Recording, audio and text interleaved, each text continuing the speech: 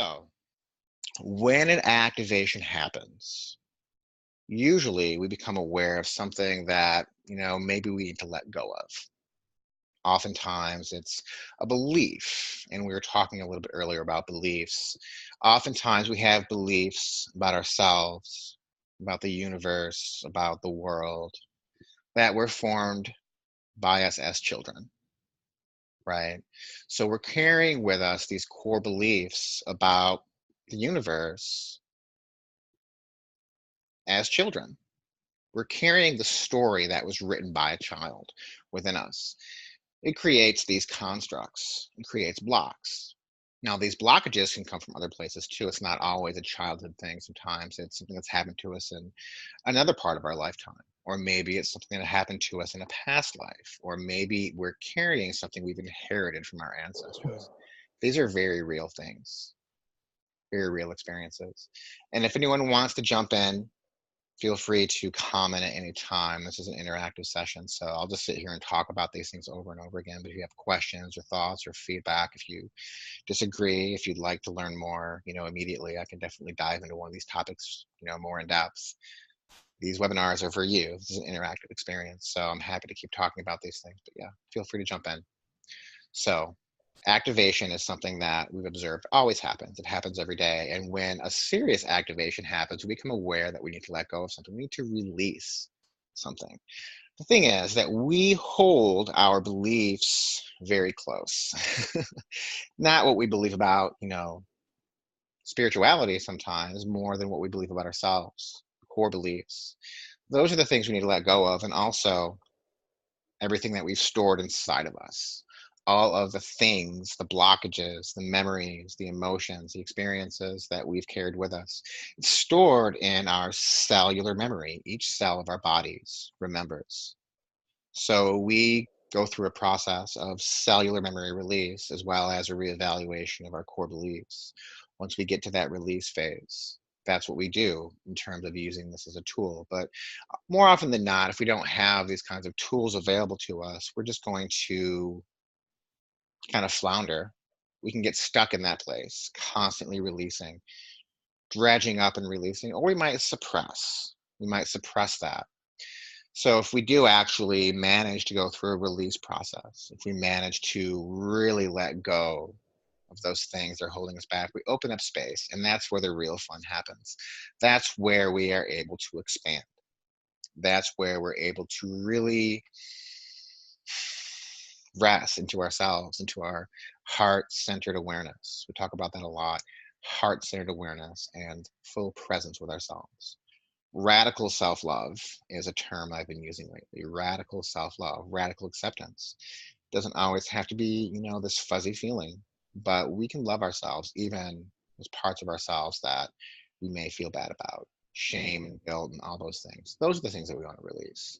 And when we move into that, we open up space inside of ourselves, and we can really rest into ourselves and access some of the deeper aspects of our awareness. We can connect to our past lives and our ancestors and channel in wisdom. We connect to all of the archetypes and gods and goddesses very clearly through our inner experience, through our astral experience. So that's kind of the ARE cycle in a nutshell. And all of the work that we do is kind of framed around that. And it's more just an observation than anything that we're trying to impose, because we've just seen it work time and time again at a large scale and a small scale, even moment to moment. It's really interesting how it works. So how do we engage with this cycle intentionally instead of just kind of being along for the ride? And that's where exploring these different trance states becomes very useful, these different states of awareness.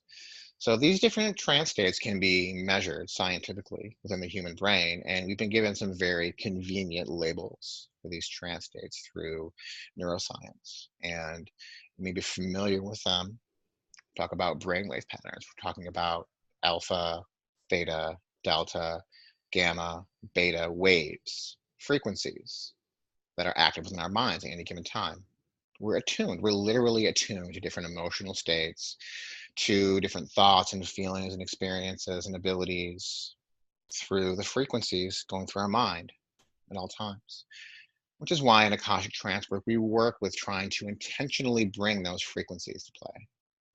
We can do this in a lot of different ways. We can induce trances. We use crystal bowls and other sound healing techniques. But ultimately, we've come to realize that each of us can very easily bring ourselves between at least a couple of these different states pretty easily, right? So let's talk a little bit about what these different states are and what these different brainwave patterns typically indicate. So often we talk about our beta waves, right? So beta waves are present when we're very active, when we're engaged, when we're doing things in what we call 3D or physical space. When we're experiencing a lot of fear and anxiety, beta waves are very present. And this is because we need those things in order to survive sometimes. If the tiger is chasing you or there's a bus coming, you need to be able to get out of the way. So you need to have active beta waves when that happens. People that don't have enough beta wave activity tend to be very ungrounded. They tend to be very kind of all over the place, can't keep appointments, can't pay bills. Sometimes we talk about not having root chakra alignment. And we do work with the chakras to some extent in this modality, right? But really, it's about what are you attuned to? What frequency are you attuned to? So beta waves are sometimes necessary, and there may be some people who need more of them, but we don't necessarily work to induce beta waves in Akashic trance work, because in Akashic trance work, we want to engage with our astral space. And we use the term astral a little bit differently from how you might have used it in the past. We're a bit more general about it. Usually when people talk about astral experiences, they're talking about sort of projecting themselves into another reality or a similar reality, sort of spirit realm, or maybe even, our physical reality as a separate being, kind of outside of yourself, conceptualized maybe attached by a silver cord, and your awareness of your body is completely cut off.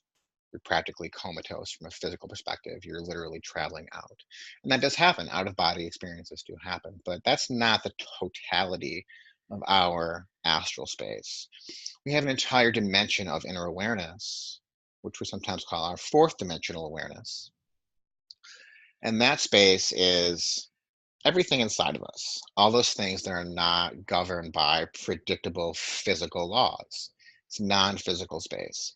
So all of your emotions, all of your thoughts and ideas and inspirations and physical sensations that you can't quite define, all of these things, your intuitive awareness, all of that we kind of put there in that astral space. Because what we've discovered is that we can very, very deliberately build things in astral space. We can build constructs in astral space using the imaginative, creative power of the mind. So accessing these trance states becomes very important. So the first level of trance that we talk about is the alpha trance state. Alpha waves are present when we're in a nice, relaxed, but awake state. I'm kind of in an alpha beta state right now because I'm engaged talking to you, but I'm also nice and relaxed, and I'm flowing with the energy that I'm receiving. I'm connected to my inner self. So I'm beginning to kind of go down to a nice alpha state right now. I can talk to you in alpha state. I can also just kind of meditate and sit back, because right now I can look within. I can look within my inner mind, and I can start to imagine things, create things. I can connect with my emotions. And it's a nice place to be. A lot of us spend most of our time in alpha states. If we're very daydreamy people, if we like to meditate a lot, if we're just kind of reflective and introspective, as soon as you start thinking about something inside of yourself instead of what's going on outside of you, you're pretty much engaging your alpha awareness. Now, of course, you have all of these waves present at all times. So the amount of beta versus alpha activity that you have most of the time is going to determine how easily you can relax. So alpha states are very powerful. If we can go in there and if we can imagine and start visualizing and fantasizing and even daydreaming, that could be a very powerful thing. We love daydreaming because using the visual capacity, using the artistic, creative capacities of the mind allows us to engage with the subconscious, with the spirit, with the dream realm. We call this the dream language sometimes because that's how dreams communicate, right? Is through symbolism. And the conscious mind is also capable of symbolic awareness, of course, but language tends to kind of be self defeating. sometimes. So if we can use a more refined language, a more symbolic language, by creating things in our minds beyond just affirmation, we can do some really powerful things. So alpha trance states should not ever be diminished in any way. They're very important. And if you can do all of the imaginative, visual, creative work that we prescribe within Akashic Trancework or any of the other visualization based types of modalities and things out there like Tantra and different Buddhist meditations and Hindu meditation using yantra and things like that, then you can really go very far, using the ability of our minds, using our thoughts and feelings instead of pushing them away. That's kind of the primary meditative fallacy, is that I have to push all these things away. This stuff is present. Be present with it. Enjoy it. Experience it. And that's what we do in Akashic Trancework. And that's what you can do in your alpha states. You go there all the time anyway, but it can be useful, very useful, to deliberately take yourself into an alpha state. And we do have some techniques for that we'll show you here in a few minutes. But before we do that, I want to talk about the other brain waves that are present. So once we are kind of down and more relaxed from our alpha states, and there's levels of alpha as all the other brainwave patterns, there's different levels and different percentages. But as we slip into a more theta-based awareness, we're really engaging that inner self. And that's really where the true out of body experience happens, or if we are going on a shamanic journey or a deep hypnotic state, a deep, deep trance. Usually when we talk about deep trance, we're talking about theta trance, theta states. And if you're in a deep theta state, you can be so engaged in your inner world that you wouldn't even be aware if somebody came along and picked up your hand and dropped it, because you'd be that deep in. Theta states can be difficult to navigate on our own. They're highly effective when used in the presence of a guide or an asker. If we can have ourselves speak, if we can verbalize what we're experiencing, if we can record ourselves, if we encourage doing an Akashic Trancework when we start to explore those deeper theta states. Because if we don't articulate it, we tend to kind of just fall into a state of sleep, which is fine. And of course, when you're dreaming, you're also in a deep state of theta awareness. But the thing is, a lot of us don't remember our dreams or may not have control. Although, if you are able to lucid dream effectively, that's great, because this is another level of that. Essentially, it's almost like conscious lucid dreaming, right? You're accessing your deep theta awareness from a waking state, and you're mastering tools and techniques in Akashic Trance work to keep yourself there. And if you can work in those theta places consciously, that's the key to accessing that deep Akashic knowledge, that deep inner knowledge. Akashic knowledge is that which you receive from within. Okay. It might be synthesized from other places or not, but it's from within. You access it from within, you channel it through. And in order to do that, going into those theta states can be very powerful and very meaningful. You don't have to do it. Alpha states, again, can be very powerful for that. And a lot of us are so active that they immediately kind of flood in. But even if you're a powerful alpha trancer, it can be very useful to sometimes go into that theta place to really explore your deeper subconscious. It's where the best past life regressions happen. It's where the best ancestral regressions happen, which are really fun, beautiful, amazing experiences where we can actually go in and live as our ancestors. All that knowledge is in our DNA. So in order to do that, we really need to master those theta states. And that's kind of the sweet spot of trance work, is the deep theta experience. So alpha and theta are primarily what we focus on, and those are the states that I'll be working with you to induce a little bit today. We'll also talk about delta states a little bit and gamma states. Delta is deep sleep. If you're in a delta state, you're in a very deep state of rest. Your mind's not really active. Your ego is at rest. You're just kind of enjoying full rest, which we need sometimes.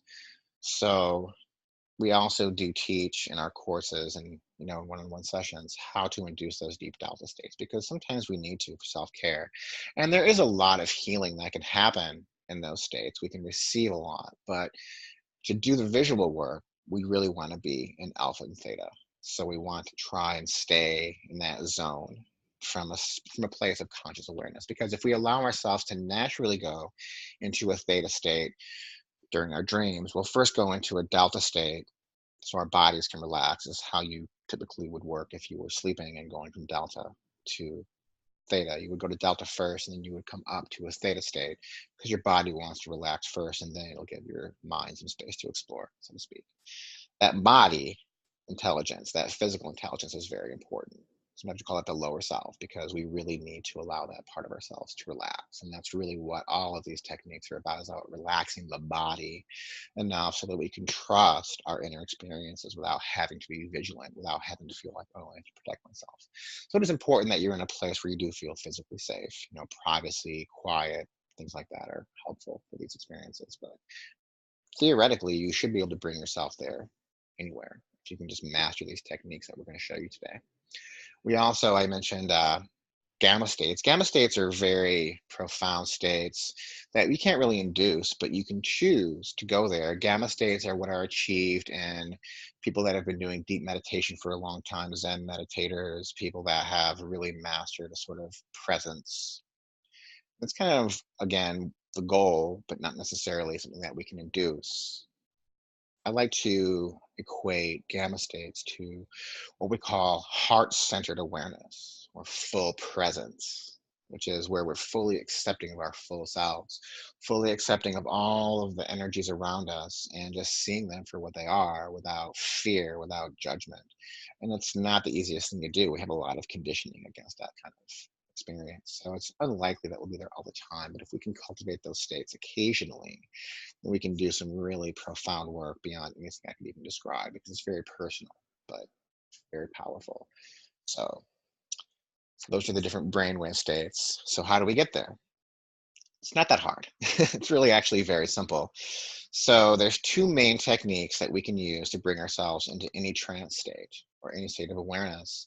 There actually are many, but we're going to talk about two that we use a lot because they're the simplest. They don't require any kind of external circumstances. You can do this in the woods, the beach, in your bedroom, in the basement, out in space. It doesn't matter because you're just using your own body.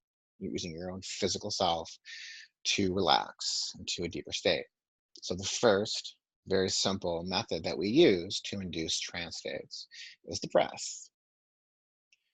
If you've ever done any kind of meditation or yoga or martial arts or dance or anything like that, then you naturally understand how important the breath is to relaxation and to spiritual work. In Hindu practice and Vedic practice, they call this pranayama, but we don't do formalized pranayama practices so much as we just count the breath counting. So we discovered that to bring ourselves either down from a beta state or up from an alpha state, from a theta state rather into an alpha state, 5 counts on the inhale and 5 counts on the exhale. It's that simple. It may vary a little bit depending on your lung capacity and things like that. So it might be less, it might be more. I typically recommend between 4 and 7 seconds, 4 and 7 counts in the inhale and 4 and 7 seconds on the exhale. If you want to hold between, you can do so. If you're going to do that, I recommend putting your tongue on the roof of your mouth. Yes, Amy, and we'll actually get to that in a minute, the alternative to breathing, because we do recognize that breath work is not for everyone. There's a lot of stuff that can come up when you start doing breath work. So it's a very great question, Amy. Thank you. So the breath is a very powerful tool. So let's go through a quick breathing exercise now and try to just do a 5 count. Don't worry about breathing in any certain way. It is best, yes, if you breathe into your stomach, but let's just go ahead and try for maybe 30 seconds to do the 5 second count breath and see how we feel. Check in with ourselves a little bit. And then after that, I'm going to show you an alternative method for getting into an alpha state if the breath isn't working for you.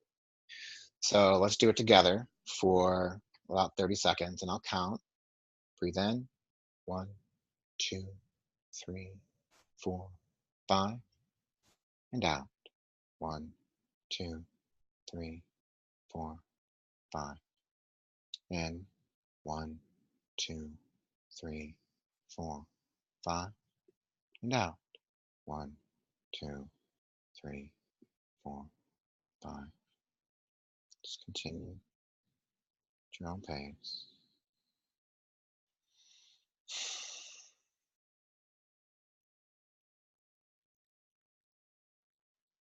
So yes, breath work can be highly effective, but it's not always the best option for us. If we have a lot of tension in our bodies, if we have a lot of stuff that we're holding on to, the breath will immediately bring us to awareness of those things, which may not always be what we want. We want to just relax, and it's not the easiest thing for everyone. So if you can use the breath, great. But if not, there's a really enjoyable, pleasant, effective alternative, which is toning. What is toning? Toning is making sounds, similar to chanting or mantra. If you've ever chanted into one of your chakras, if you've ever done that kind of thing, then you're familiar with this, but it's much simpler than that. But we have come to understand that if you tone, if you make sounds directed at certain parts of your body, it does activate your different levels of awareness very quickly. It's very pleasant. It's very relaxing. Yes, of course. In Akashic Trancework, we really like to encourage making these things your own. So if the breath work doesn't work, don't do it. We'll show you, like I said, another method here very quickly. And yeah, if breathing works for you, but don't worry about sitting still. A lot of people like to move while they're trancing. it, there's no rules for this experience. There are some guidelines, there are some ethical considerations, there are some safety recommendations, but ultimately, all of the work that we do is to encourage you to find your own way. So try the breath work, but if the breath work isn't working, then try these toning techniques, and I'll demonstrate. If you tone, if you make sounds into part of your body, and if you're a singer or just someone who likes to sing, you do this intuitively anyway. Every mother and every child has experienced this. This is the kind of primal relaxation technique that is there for all of us as humans. It's very, very direct. It's vibrating into the body. The vibration of the voice is the most healing thing there is. We use a lot of tonal vibrational healing techniques in Akashic Trancework. My partner Astara is a crystal bowl alchemist. She has singing crystal bowls and she plays for people live. So we do a lot of really powerful things with the voice. So if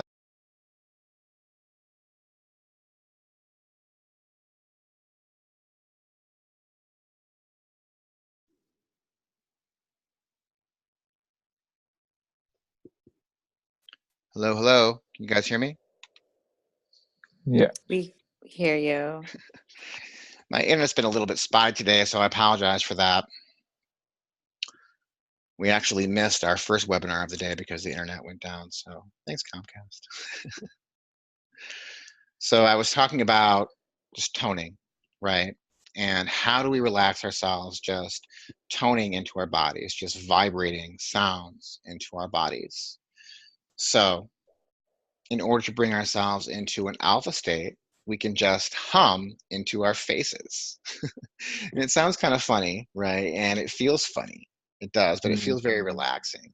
It's very nice. It's very relaxing to do this. So try it with me if you want to. If you don't want to, that's completely fine too. But I encourage you to give it a try. So just take a nice deep breath. I'm just going to hum basically into your nose.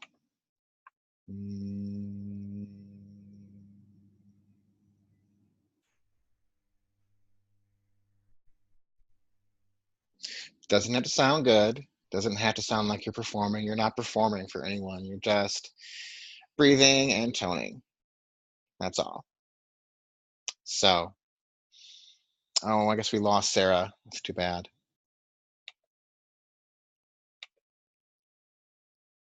Oh, okay. Sorry about that. So yes, we were talking about toning a little bit, and it can be used anywhere, anytime, and it's very relaxing.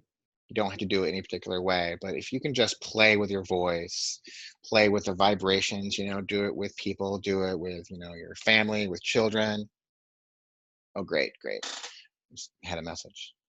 So it's a lot of fun, and again, it doesn't have to sound good, but if you do it with other people, there's an interesting effect that you get with the sound waves moving around. You can, use your open mouth and go, ah, if you want to. It doesn't have to sound good. I'm not a singer. I'm not trying to sound good, but there's a lot you can do with the tones. It feels really nice in the body. It's very primal, and it's very relaxing. It's very quickly relaxing. And if you like to move around too while you're doing it, you can really just explore what brings you to those states. What we're trying to encourage here is observing what things you can do with your body, with yourself, to change your states of awareness. So, whatever you have to do to bring yourself into an alpha state, it's a place where you are relaxed, where you're introspective, but you're still aware of what's going on around you and you can still interact. So, it's helpful to learn how to bring yourself into that state and stay there because you can do a lot of very powerful work there. So, we can also use all of these same techniques to induce a theta state. Staying in a theta state can be a little bit tricky because we want to naturally, when we go there, we want to rest more. We tend to fall asleep. If you've ever done yoga at the end when you do like shavasana, we tend to go into kind of an alpha to theta place there. And, if you're not careful in that place, you can fall asleep, which, most yoga teachers I've spoken to recommended not doing that because you want to be able to come out of it without going into a delta place. Right. But a lot of us do fall asleep there. Right. So we want to be able to kind of stay in that theta sweet spot. So again, the breath is a very effective tool for that. The theta breath that we've been able to kind of measure is typically between 7 and 9 counts. With this one, again, you can hold if you want to. Sometimes holding too long for long counts can be uncomfortable, but if you have the lung capacity for that and you enjoy doing that, do that. Again, it's what works for you, right? You want to try not to go down to a deep delta, but if you do, that's fine. Maybe your body just needs rest, and you will still receive any sort of suggestions, any sort of entrainment that might be happening because of a guide or a recorded meditation, whatever you're listening to. But if you can try to keep yourself in that theta place on your own, then some real magic can happen. It's really powerful. So, between 7 and 9 breaths, I recommend trying not to go too deep because if you breathe too deeply, you'll kind of immediately start to fall asleep, which is fine. But we want to try and stay in that theta place. So let's try it together for just about 20 seconds. And then here in a few minutes, I'm going to take you to a deeper place. But I just want to kind of demonstrate how quickly just taking a little bit deeper of a breath will help your body relax. So let's do a 7 count together. In. 1, 2, 3, 4, 5, 6, 7, and out. 1, 2, 3, 4, 5, 6, 7, and in. 1, 2, 3, 4, 5, 6, 7, and out. 1, 2, 3, 4, 5, 6, 7. Keep going. It's very relaxing. You might find your head drooping a little bit. I recommend having good back and neck support if you do Akashic Trancework guided journeys with me or private sessions or something like that. It's going to be in a nice, comfortable place. Most people prefer to be lying down or, in a nice, comfy chair, place where their hands can be in a comfortable spot, sometimes elevated. Sometimes having the hands elevated can also help us with staying in a theta place for whatever reason. I'm not exactly sure why that happens for some reason, but sometimes just having the hands elevated while we're laying down helps us to stay in that theta awareness. So there's lots of little tricks and tips that we teach in Akashic Trance work for, staying in that place. And once we're there, all kinds of things can happen. And we have a lot of different tools and processes and methods that we use. It can be very helpful to have a guide in those experiences. But if you do it enough, if you record yourself afterwards or even during, or if you have somebody that can kind of sit with you and ask you questions, it can really do a lot amazing things in those theta places.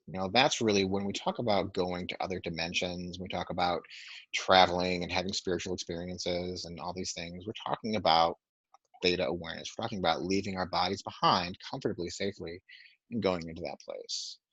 And when you begin to understand that all of the spiritual work you've done in your entire life, all of the meditative practices, all of the magic and rituals, whatever you've done, I don't know if you've done those things, but a lot of people that are drawn to this work have done a lot of that kind of stuff. And it's all there within you. It's all there within you.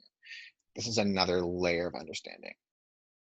Within that astral space is everything that you possibly ever could be. Your complete, total Akashic awareness.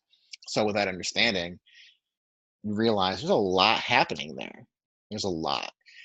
We need to make sure that we are doing these things safely and ethically. And that's really one of the cornerstones of Akashic Trancework is ethical, safe, grounding practices. Because we want to make sure that we're doing everything with the best possible intention, for the best benefit of all beings, right? And we all have stuff happening inside of us, stuff happening outside of us. We may not even be able to know the difference. And that's the problem sometimes. Where do the external conditions stop and my true self, whatever that might be, begins? Where's the boundary there? It's hard to say. So we want to create a boundary. We want to create an intentional astral boundary. So we talked a little bit about creating intentional astral constructs, objects. If you take a moment, you should be able to easily imagine something. Maybe it's a simple geometric shape.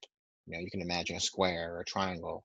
If you try a little bit harder, you can imagine maybe something more complex, maybe an ice cream cone, and your mind will immediately begin to respond with all of your associations about ice cream cones. You'll begin to imagine every possible kind of ice cream cone there is, all the different flavors and textures and the ways they look. So the mind is very capable of navigating these spaces. But how do you do it? What do you do? Right? How do you do it safely? And where are you? Where are you versus all the things that are outside of you? You could argue that there is no separation. In a certain way, there is not. But at the same time, there is a you. You know there's a you. I know there's a you. I know there's a me. There's something there. There's a core self. And we call this the higher self. It's that eternal aspect of our being. In Akashic Trance work, we kind of think about the crown and the third eye and the throat, all of that kind of being the higher self. Then we have the lower self, which is kind of that animal awareness, which is from the solar plexus down. And in the middle, they meet in the heart center.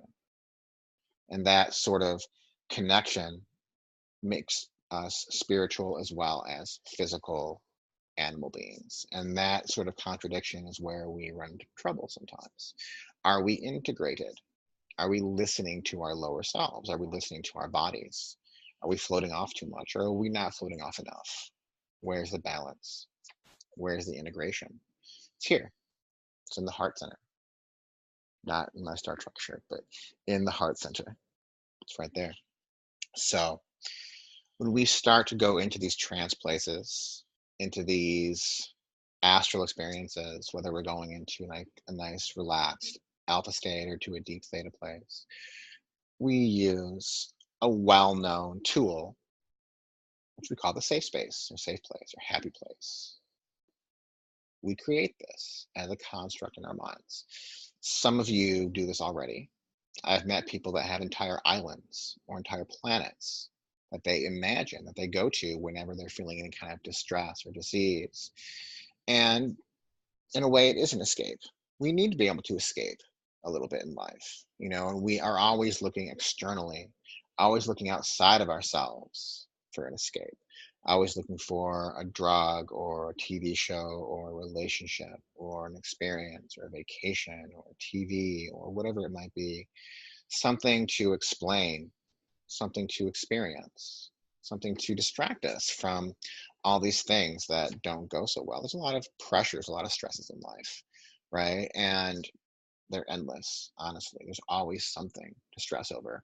But we still need to cultivate ourselves. We need to cultivate our energy. We need to rest. We need to really rest. And that doesn't mean sleeping necessarily. Some of us may get a lot of sleep, but is it restful sleep? Is it pleasant sleep? Is it real rest? Or are our minds too active? Or are they not active enough? Where's the balance? So we create boundaries around our heart centers, around our inner selves, to have a place where we can just rest and reflect and experience compassion and love and joy, all of the memories that we have.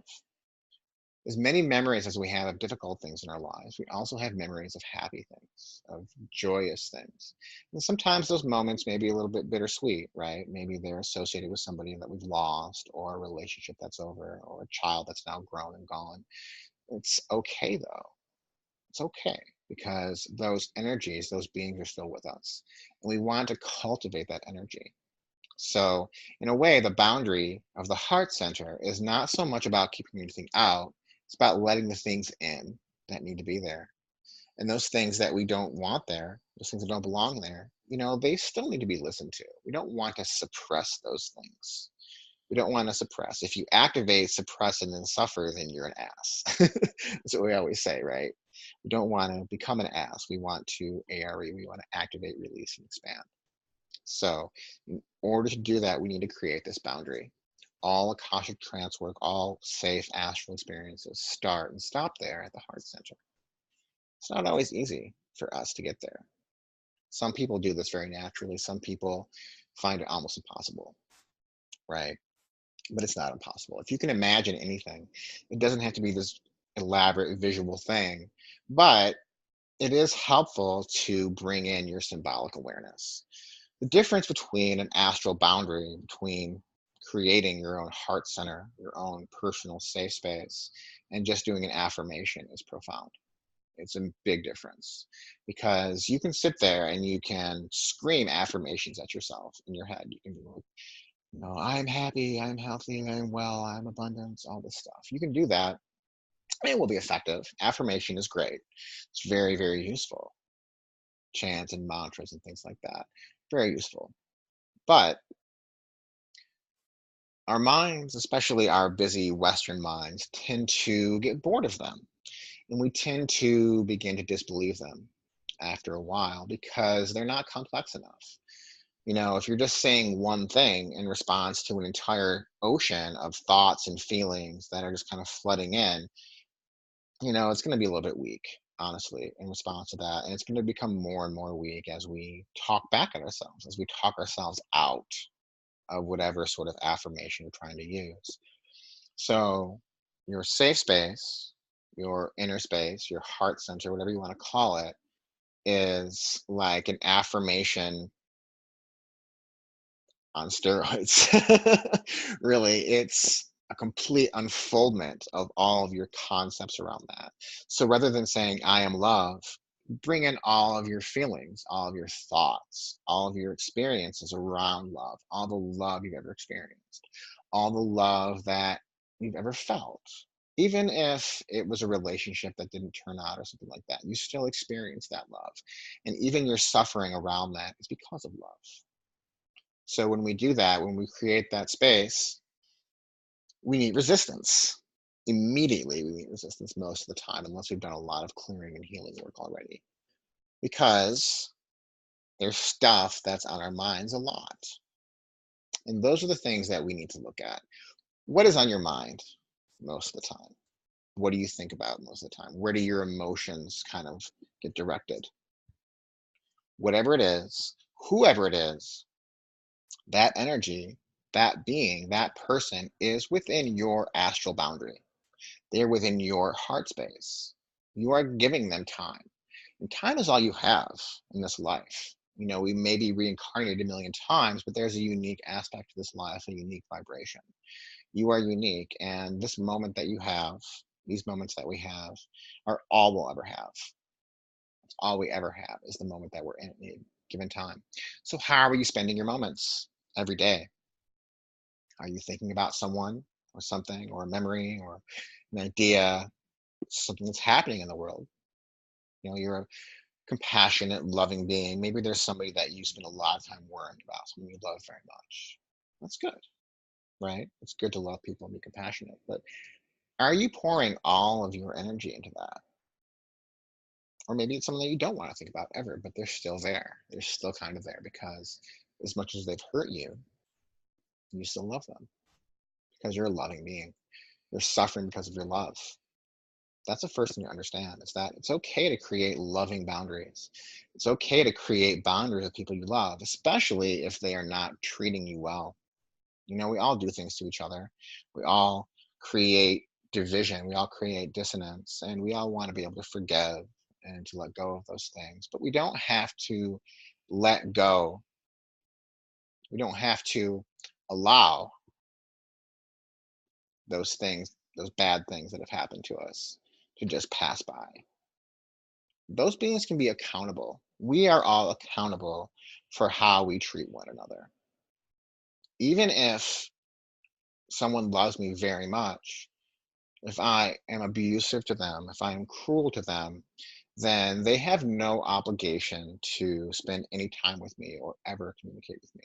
Even if I'm loving towards them, even if I express undying devotion and love, they still have no obligation to give me any attention at all. And that's kind of one of the baselines of boundaries. There's no being in the universe who requires 100% of your energy and time. No one. There's no one. Even your child, your parent, your partner, whoever it is, you still get to have space to yourself. Hopefully, wherever you live, you have at least a room where you can go occasionally if you need to step away from your family or whoever it is that you live with. Say, I need a moment to myself. I need some space to myself. But the unfortunate reality is it's not always possible for all of us. Maybe you live in a situation where you don't have a lot of privacy or something like that. Someone can always take that physical safe space away from you, but no one can ever take away your heart space. No one can ever do that. You could be in the worst possible situation. You could be in prison. You could be in a war. You can still have that space. And that's the power of that. That's the real power of creating that intentional space. I'm not going to pretend that it's easy. It would be very disingenuous for me to say that it's easy, but it is possible. And it's not as hard as we think. It's really about engaging that creative, imaginative capacity. So I'd like to now introduce you to your own heart space. So I invite you to take a step back. You don't have to see me if you don't want to. Just relax back, close your eyes if you wish, open if you want to. And then having some good back and neck support and just really relaxing back wherever you are. Taking some nice breaths, nice deep breaths.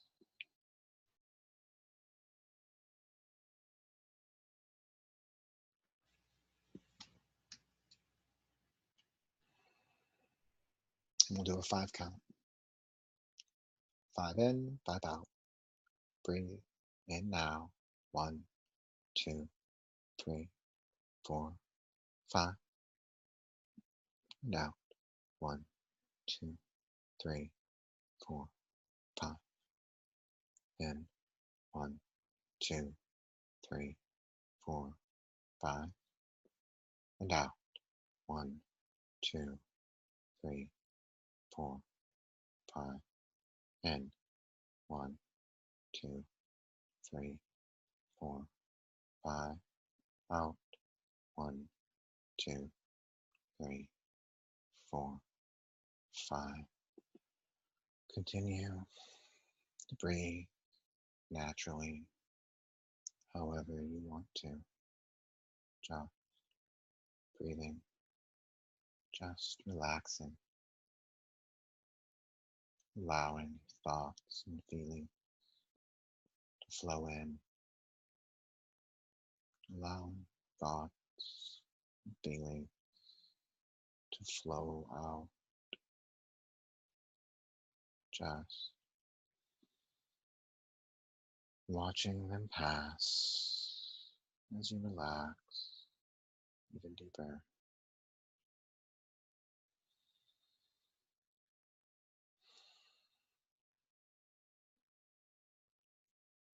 Just take a moment to allow yourself to relax as much as you feel comfortable, as much as you want to. Everything is your choice. Everything is within your power. Choose now, if you wish, to relax even deeper as we do a 7 count of the breath. Now, breathe in.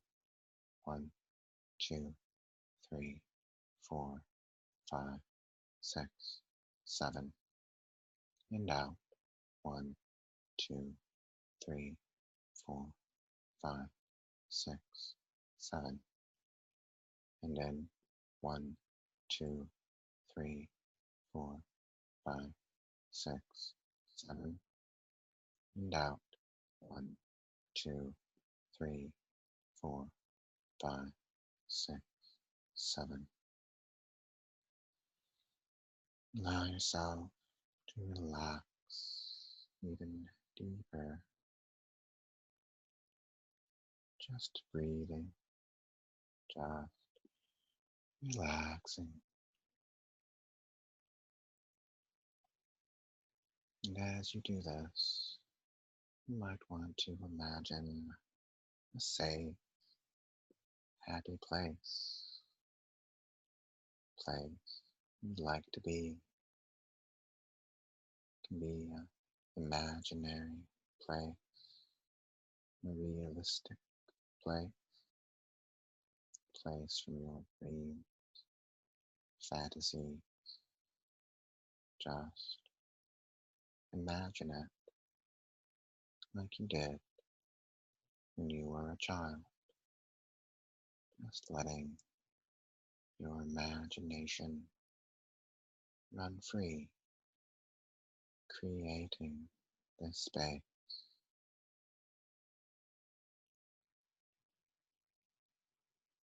What kinds of things are there? What shapes and colors and textures?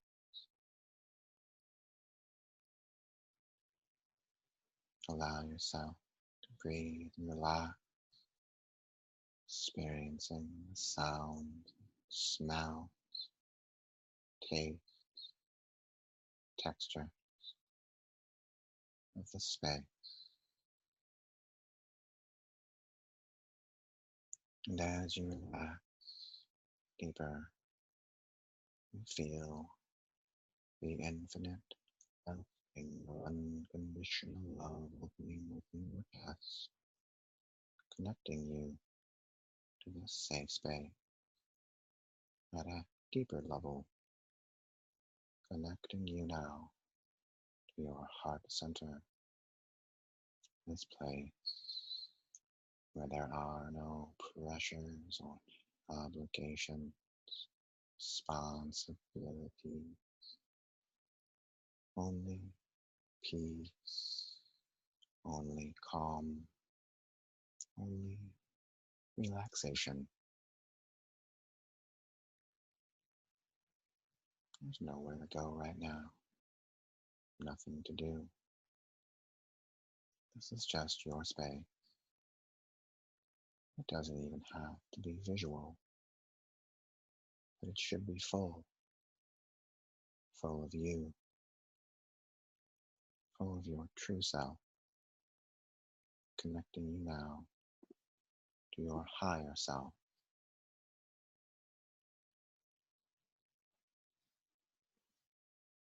your deeper self.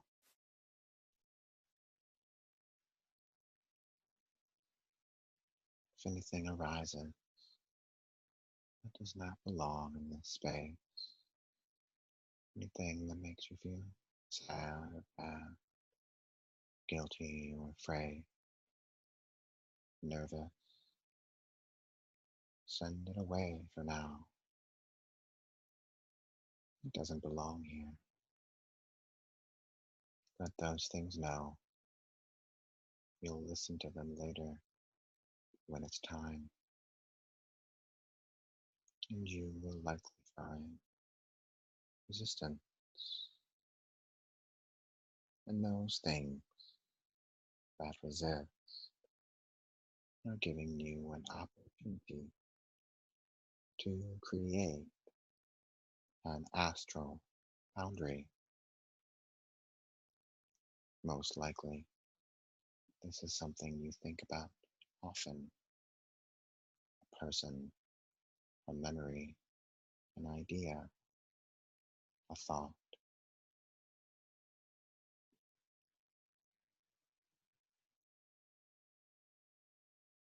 How much time do you spend on this each day, each week?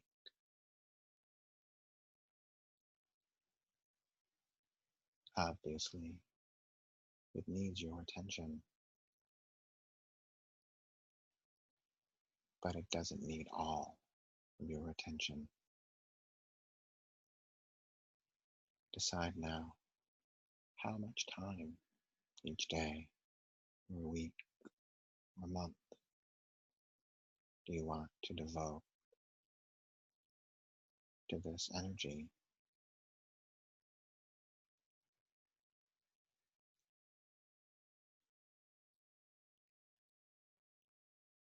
How much time each day can you devote to coming to this heart center, to just spend time with yourself? All you have to do is remember this place, what it looks like. Allow yourself to breathe or tone yourself there. It's okay to have this space, whatever your responsibilities are. You can still take some time to pour into yourself, to connect with yourself.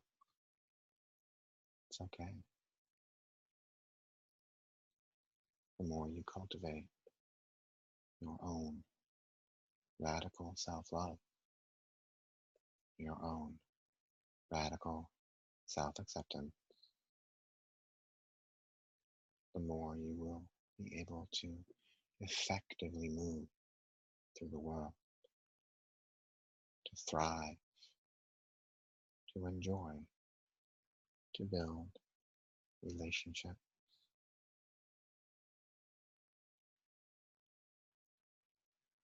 to be effective, to be happy, to nurture and nourish the people you love, to spend a minute or so deciding how much time to give those things that seem to always come up. If you can create effective astral boundaries here within your own self, you can create an effective astral boundary with any energy that comes your way. Nothing comes in to this space without your permission, ever. It's your most personal, private, intimate space. You don't ever have to tell anyone about, or share with anyone, or justify to anyone. There are no rules here other than love. This is a place of love, of joy, of enthusiasm. And as you contemplate, think of something funny. Think of the most ridiculous thing, even if it's something offensive to others, even if it's something that no one else would think is funny. It's an inside joke between you and yourself, maybe. And as you feel the laughter arising, the joy coming up into your throat, take some time to express some gratitude to yourself for showing up today, for setting aside some time to learn about yourself a little bit. And slowly take a breath, bring yourself back to your physical awareness, fully stretching, moving your fingers and toes a little bit. And some people find they want to stay in a relaxed place, but I am going to leave this channel open for a couple more minutes if anyone would like to discuss anything or ask any questions or give any feedback about the experience. We're definitely open.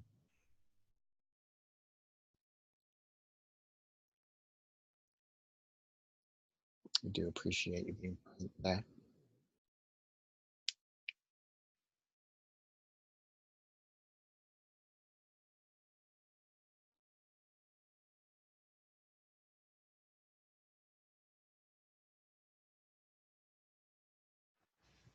So hopefully this was beneficial for all of you.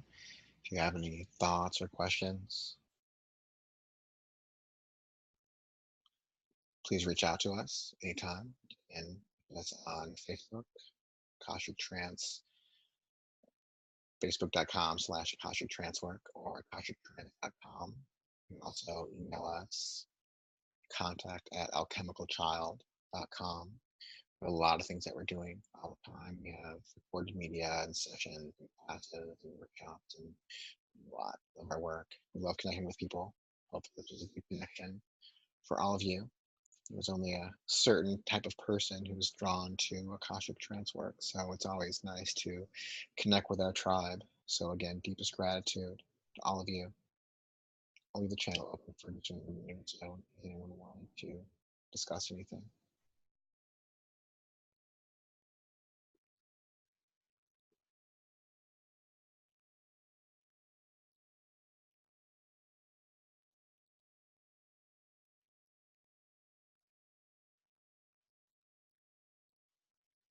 Thanks, Ben. Thank you so much. Thanks for being here. Appreciate you very much. Thanks, Amy.